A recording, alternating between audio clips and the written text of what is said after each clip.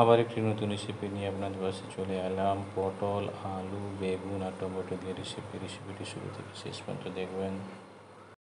পটল লাল করার জন্য তো নুন হলুদ মিশিয়ে দিচ্ছি, দিয়ে দিচ্ছি পটল ভাজা হয়ে গেছে, তেল গরম হয়ে গেছে, দিচ্ছি পেঁয়াজ কুচি,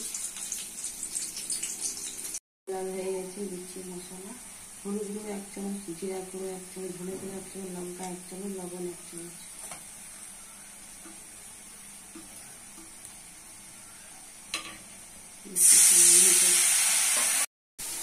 মশলা কষা হয়ে গেছে, দিয়ে দিচ্ছি টমেটো,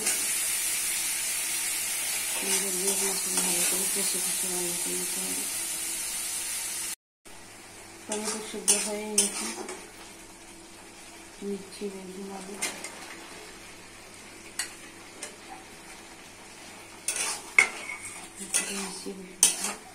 কষে কষে রান্না করে নিতে হবে।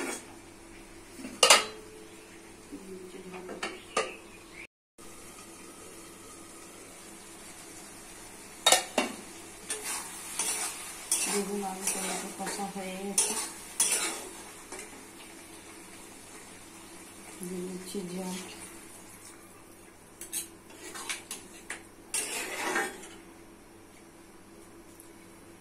দিয়ে দিচ্ছি ভেজে রাখা পটল,